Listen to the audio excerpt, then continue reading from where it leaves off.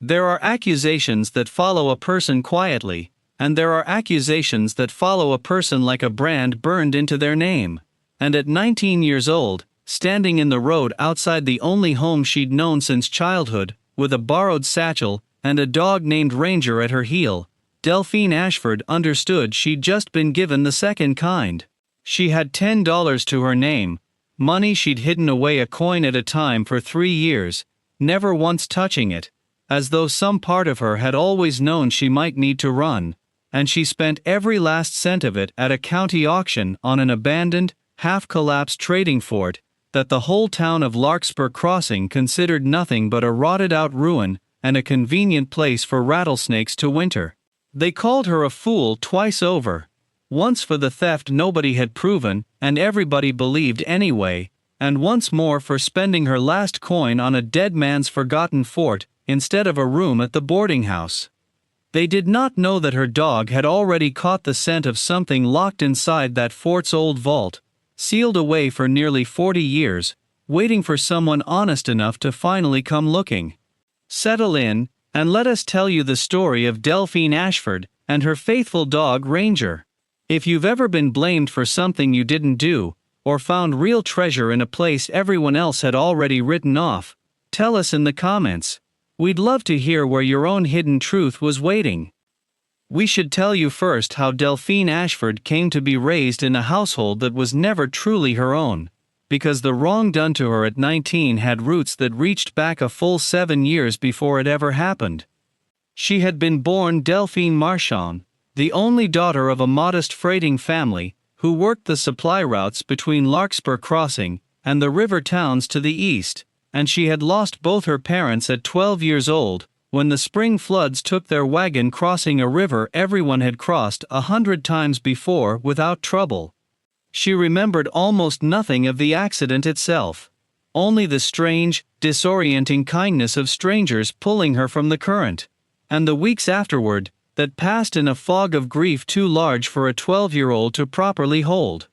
It was Cornelia Hollis, matriarch of the powerful Hollis Trading Company, and a distant half-forgotten cousin of Delphine's late mother, who took the orphaned girl in, not entirely out of charity, if we're honest with you, since Cornelia was a practical woman who saw in the arrangement both a kindness fulfilled and a useful pair of hands gained, but not entirely out of calculation either, since something in the quiet, grieving child seemed to genuinely soften the old woman's otherwise formidable manner. Delphine grew up in the Hollis household somewhere between family and servant, a position that never entirely resolved itself in either direction.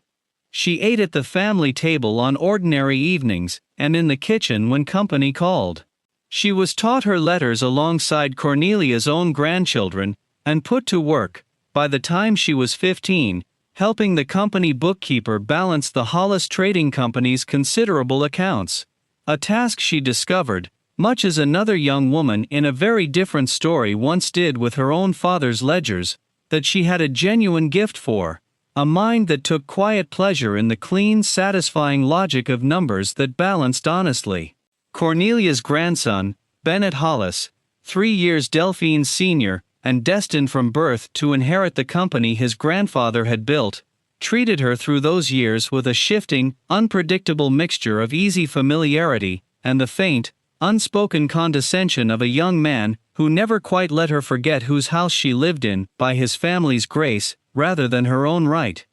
There were good years mixed in among the uncertain ones, and Delphine would not let herself forget them entirely, even after everything that followed. Cornelia, for all her practical calculation, had a genuine soft spot for the quiet, grieving girl she'd taken in, and would sometimes, on winter evenings, have Delphine read aloud to her from whatever novel currently occupied the parlor table, the old woman's stern face softening in ways she rarely allowed her own grandchildren to witness. Bennett, too, had his better moments. A summer when he'd taught her to ride properly, patient in a way that surprised her. A Christmas when he'd defended her, loudly and without being asked, against a visiting cousin's careless remark about her origins.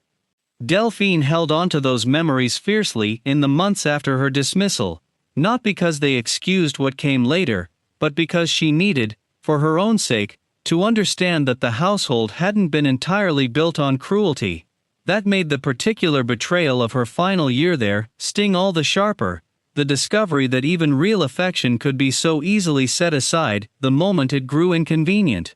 We should tell you too about the particular texture of those years, because they explain why the ruin that came later cut so deep.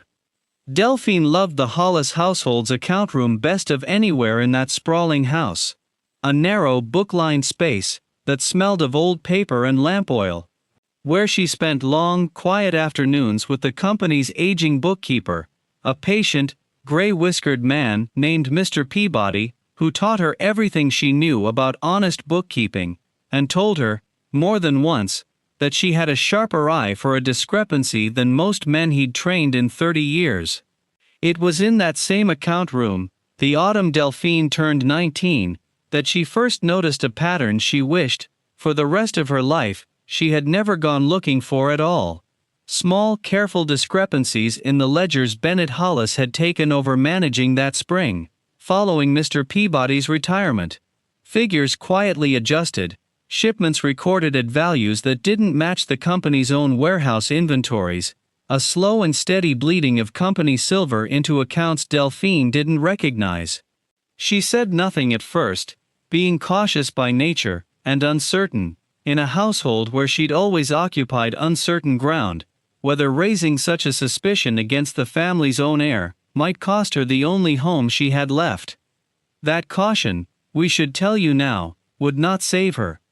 It was Bennett himself, catching her poring over the company ledgers late one evening, with an expression he clearly read as suspicion rather than simple bookkeeping habit, who moved first, and moved with a speed and coldness that told Delphine, in the terrible days that followed, exactly how carefully he must have already been planning for the possibility that someone might eventually notice what he'd been doing. Here is the bigger truth we promised to bring you to, the one that would take Delphine the better part of a year to fully understand. A sum of company silver went missing from the Hollis strongbox that very week, nearly the exact amount Delphine's own quiet calculations suggested had already been diverted through Bennett's altered ledgers, and Bennett Hollis,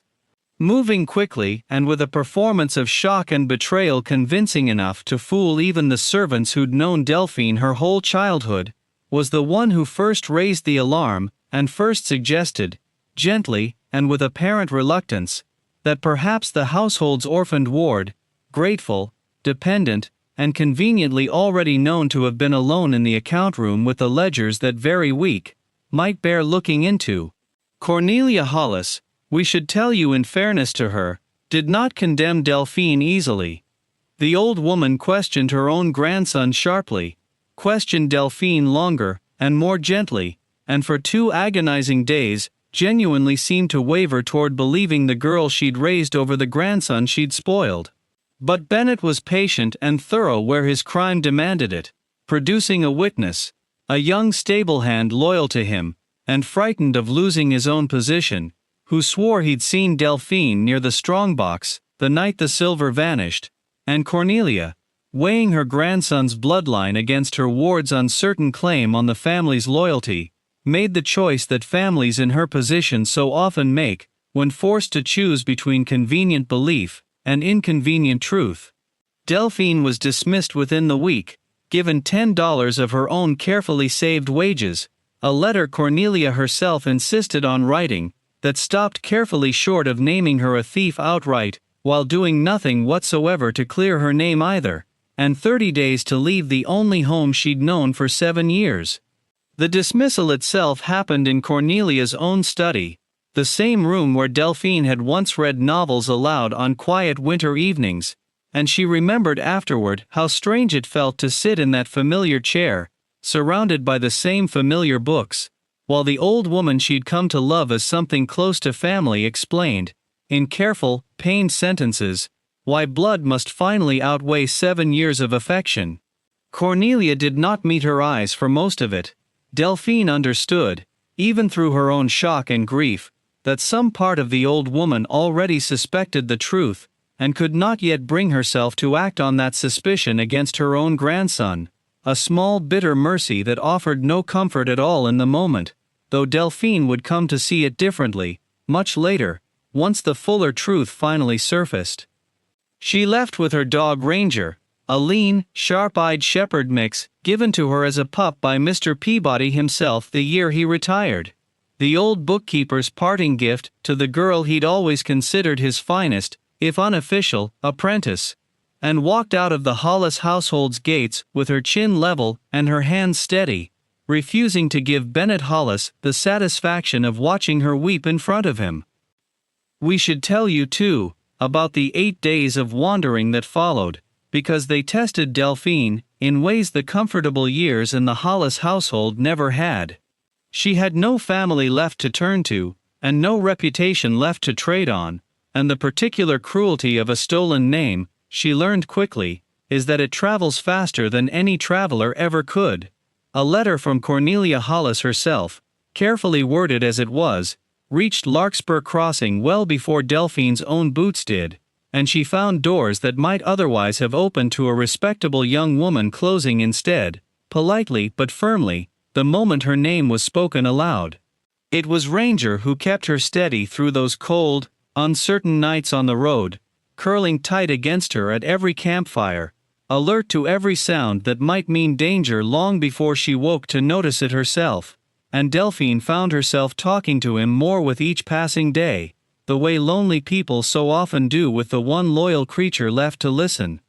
She told him, more than once, camped beside some cold and unfamiliar stretch of road, that she still could not make sense of how quickly 7 years of belonging had dissolved into nothing at the mere suggestion of a crime she hadn't committed. How a household that had fed her, taught her, raised her almost as their own, could turn so completely on the strength of one frightened stable hand's convenient testimony. Ranger, for his part, offered no answers, only the steady, uncomplicated warmth of a creature who had never once doubted her, and Delphine came to understand, somewhere around the 6th night, that his unwavering loyalty was doing more to hold her together than any amount of reasoning with her own bruised heart ever could. She arrived in Larkspur Crossing on the 8th day, footsore, and nearly out of the little food she'd managed to carry, on the very morning the county was auctioning off the last of an old abandoned property nobody in town had bothered to claim in decades. A half-collapsed trading fort out past the county road, built some 4 decades before, by none other than Elias Hollis, Bennett's own great-uncle, and the original founder of the Hollis Trading Company itself, before the family's operations moved into Larkspur Crossing proper, and the old fort was simply left to the weather. The story that survived it, thin and half-forgotten even among the town's oldest residents, held only that Elias Hollis had abandoned the fort suddenly sometime in the 1850s, under circumstances nobody quite agreed on, and had died not long after in circumstances just as murky, leaving behind a ruin the family itself had never once bothered to reclaim or even properly explain.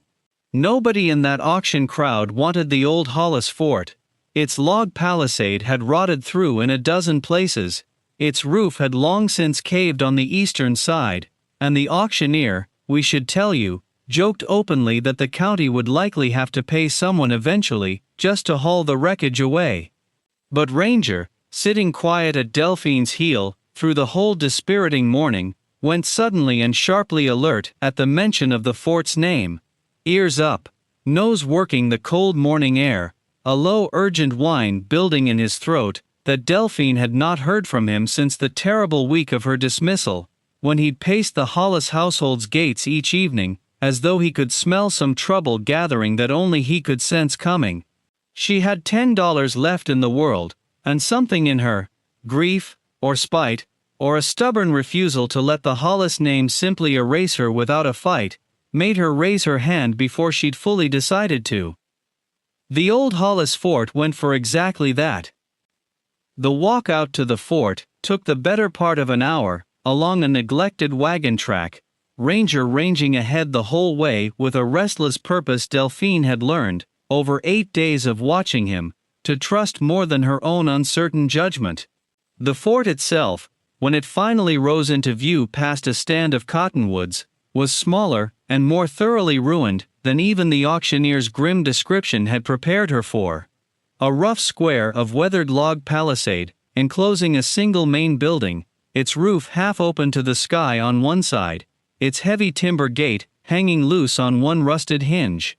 The smell that met her stepping through that broken gate was thick with 40 years of abandonment. Old pine and cedar gone dark with decades of weather. A faint bitter char where lightning or careless fire had scorched one corner of the palisade sometime in the fort's long-forgotten past. And beneath it all, cold and mineral, the particular smell of rusted iron that seemed to grow stronger the closer she drew to the main building's back wall. It was there, in a low stone addition built into the fort's rear corner, that Delphine found what remained of Elias Hollis's original trading vault. A heavy iron door, orange with 40 years of rust, sealed shut so completely that it looked, at first glance, less like a door than a solid wall of corroded metal.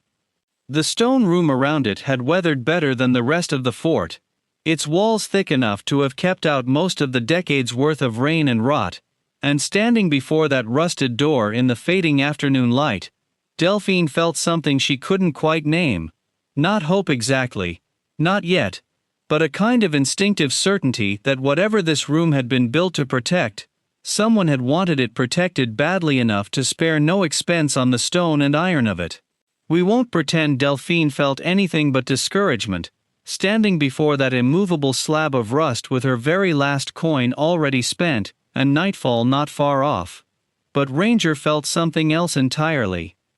He planted himself directly before the vault door, and began scratching at its base with a fierce, single-minded intensity, whining steadily, urgently, a sound of pure frustrated longing that Delphine had never once heard from him before, as though whatever lay behind that door mattered to him every bit as much as it would soon come to matter to her.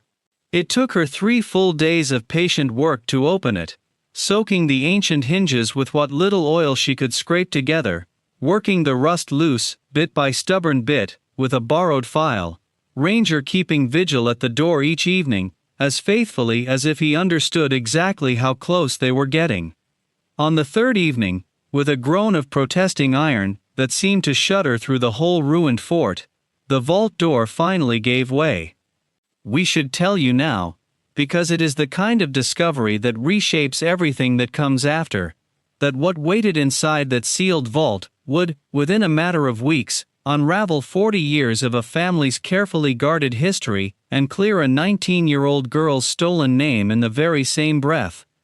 But that evening, kneeling in the vault's cold, mineral-smelling dark, with Ranger pressed trembling and triumphant against her side, Delphine understood only that her hands, working the last rusted bolt free, were shaking harder than 3 days of hard labor alone could explain.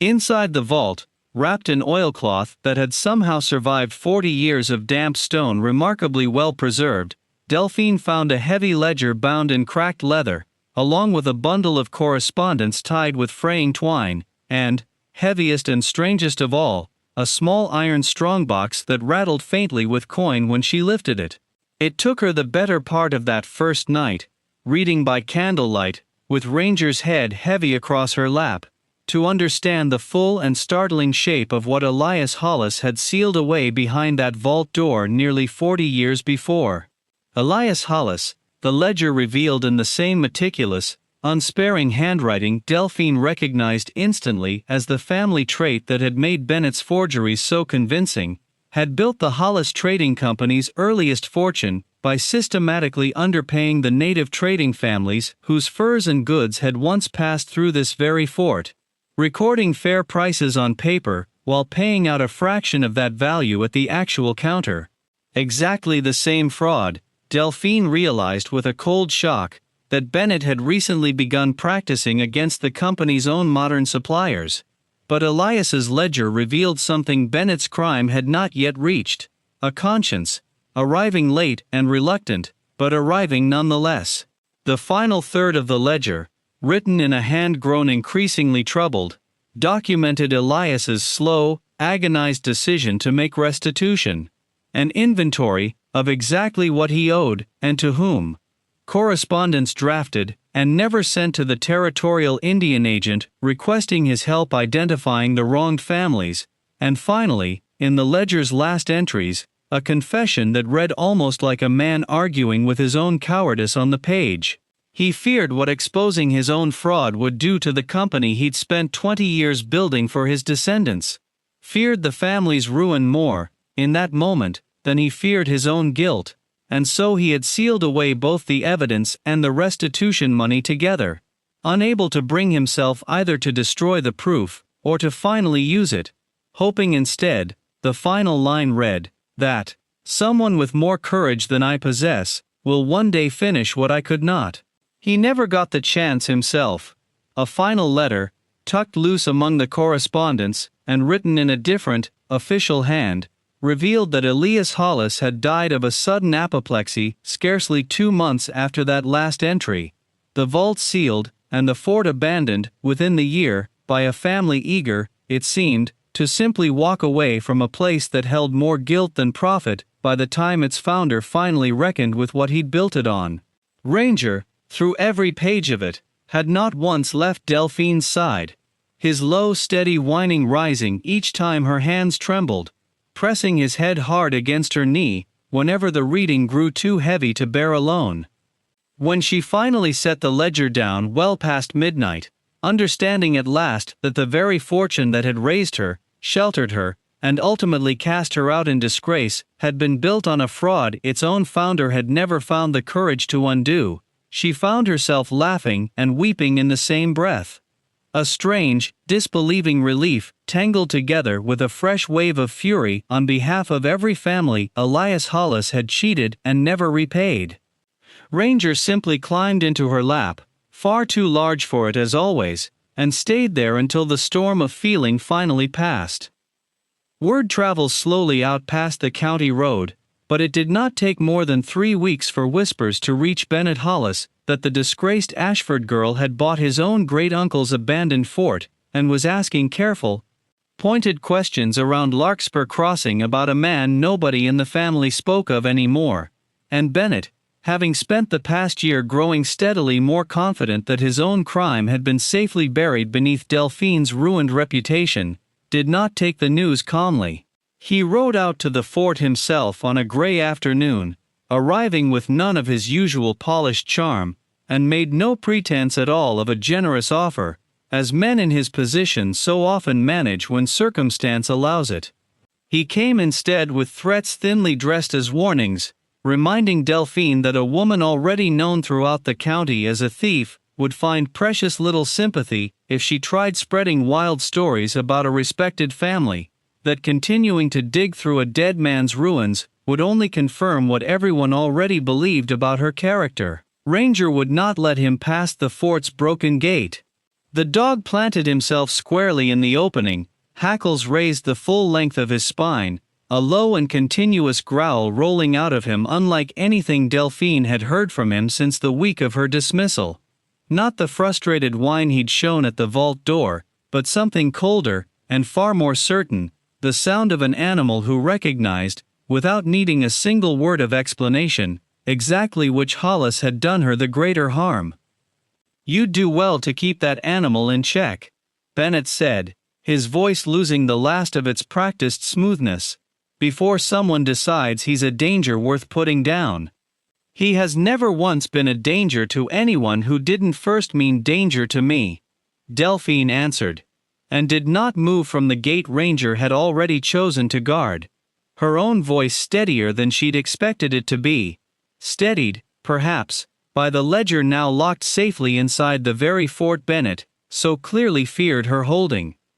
Bennett did not retreat gracefully. Within days, he had petitioned the county to challenge the validity of the fort's auction sale, arguing through a hired attorney that the property remained, by some obscure old filing, still technically part of the Hollis Trading Company's original land grant. When that maneuver stalled in the slow grind of county paperwork, subtler pressure followed. The Larkspur Crossing boarding house suddenly found itself unable to extend Delphine any further credit. A shopkeeper, who'd known her kindly enough, grew strangely cool toward her, and one night, Ranger's sharp, Sudden barking woke her to the sound of boots retreating fast from the fort's broken gate, someone having tried the palisade in the dark and found, this once, a dog too devoted and too alert to let them get anywhere near the vault he still slept beside each night without fail. Here is the last piece of the bigger truth we promised you. Bennett's fear ran deeper than protecting one old family secret, because Elias Hollis's sealed confession, once properly examined against the Hollis Trading Company's current books, revealed a pattern Bennett had unknowingly repeated almost exactly. The same fraudulent bookkeeping method, passed down through family instinct, rather than any spoken instruction, employed now against the company's modern suppliers, exactly as his great-uncle had once employed it against this fort's original trading partners. It would take the whole town gathered in one place, and Cornelia Hollis's own hard, unflinching reckoning with her family's history, to finally bring both frauds, old and new, into the same unforgiving daylight. The town meeting was called for the second Saturday of that same month, convened at the Larkspur Crossing Courthouse ostensibly to settle the disputed fort claim, though by the time Delphine arrived, Ranger at her heel, Elias Hollis's ledger and correspondence packed carefully in a satchel, half the county had gathered, drawn by rumors of old Hollis secrets that had finally, unstoppably, spread beyond anyone's ability to contain them. Bennett arrived with a hired attorney, and a story polished for the occasion, painting Delphine once more as a bitter, dismissed servant, inventing wild tales against the family that had generously raised her. It might have carried the room, too, on the strength of the Hollis name alone, had Cornelia Hollis herself not arrived at the courthouse that same afternoon, summoned by a letter Delphine had sent her a full week before, laying out everything the vault had revealed with a plain, unflinching honesty she had learned, ultimately, from the very woman who'd once dismissed her. Cornelia sat through the whole proceeding in grim, unreadable silence. Her own copy of her great-uncle's ledger, open on her lap, cross-referenced page by careful page against the Hollis Trading Company's current accounts by an independent auditor Delphine had insisted on bringing from the territorial seat. A meticulous, unbribable man named Josiah Whitfield who confirmed, before the assembled crowd, that the pattern in Elias Hollis's 40-year-old fraud matched, almost line for line, discrepancies he'd already found quietly growing in the company's books over the past 2 years. It was not the ledgers alone, though, that finally broke the room open. It was Ranger. As Bennett's attorney rose to argue that none of it proved anything beyond a dead man's private guilt, Ranger, who had sat quiet and watchful at Delphine's feet through the whole proceeding, rose without any command at all, walked the length of the courthouse aisle, and sat himself directly in front of Bennett Hollis, staring up at him with the same low, unbroken growl he had given him at the fort's gate weeks before, a sound the whole silent room could hear. He did not lunge, and he was never for one moment in any danger himself, but there was something in the sight of that steady, unflinching dog, fixed without wavering on the one man in the room who'd spent a year hiding behind a 19-year-old girl's ruined name, that seemed to loosen every careful tongue at once. The frightened stable hand who had once sworn to seeing Delphine near the strongbox, stood, shaking, and admitted at last that Bennett had promised him a raise and threatened his position both, in the same breath, the week the silver first went missing. Cornelia Hollis rose last of all, and the courthouse fell entirely silent to hear her. She did not spare her grandson, nor, we should tell you honestly, did she entirely spare herself, admitting before the whole assembled county that she had chosen convenient belief over inconvenient truth once already in her long life, and did not intend to make the same failure of judgment twice. She crossed the room, slowly, to where Delphine sat, and took both the younger woman's hands in her own weathered ones, saying, in a voice meant for the whole room to hear, that she owed Delphine an apology no letter could properly carry, and intended to spend whatever years she had left trying to make good on it, regardless. It was, Delphine would say afterward, the single moment in the whole ordeal that undid her composure completely. 7 years of complicated love and betrayal, both breaking loose at once in front of a courthouse full of strangers. She formally withdrew every accusation the family had ever made against Delphine Ashford, ordered the auditor's findings turned over in full to the territorial authorities, and asked, in a voice gone unexpectedly thin with something that sounded almost like grief, that the county show what mercy it could toward a grandson who had inherited, it seemed, more of his great-uncle's failings than his family had ever cared to examine closely enough to prevent. Bennett Hollis lost his position at the company within the month, lost the trust of the family and county both that had once shielded him without question, and left Larkspur Crossing before the year was out, on a stage nobody in town troubled themselves to see off. Delphine did what Elias Hollis, 40 years too frightened and too proud to manage himself, had asked of whoever eventually found his sealed confession. Working with Cornelia Hollis, who insisted, in a gesture Delphine suspected was as much penance as generosity, on funding the effort in full, she helped locate the descendants of the trading families Elias had cheated decades before, distributing the vault's recovered restitution money, according to his own careful, 40-year-old accounting, exactly as he had once planned, and never found the courage to finish. She kept the old fort too, restoring its palisade and roof across a long, patient summer, and turned it, in time, into a proper trading post once more. One built, she made certain, on the same fair, honest scale her father had once used on his freighting routes, and Mr. Peabody had once taught her to keep in the Hollis account room, so that the fort's second life might finally settle the debt its first life had left unpaid. Folks in Larkspur Crossing took to calling it Ashford's Post, and Delphine, hearing her own name attached at last to something solid and honestly earned, found she no longer needed to explain to anyone why she'd once spent her very last $10 on what the whole town had called a worthless ruin. Ranger spent his own later years exactly where he'd always seemed happiest, patrolling the rebuilt fort's palisade each evening, with the same watchful devotion he'd shown from the very first night Delphine brought him there, and more than one traveler, passing through Ashford's Post in later years, left with the distinct impression that the lean, gray-muzzled dog, dozing by the counter, had earned every bit as much credit for the post's honest reputation as its proprietor had. Delphine never disagreed with that impression, not once, and told the story of the vault so often to curious travelers over the years that it became, in its own small way, as much a part of the county's history as old Elias Hollis's original fraud had once tried to remain hidden from it. It was not luck, she told them, when they asked. It was a dog who wouldn't stop scratching at a locked vault everyone else had walked past for 40 years without once wondering what silence it was keeping.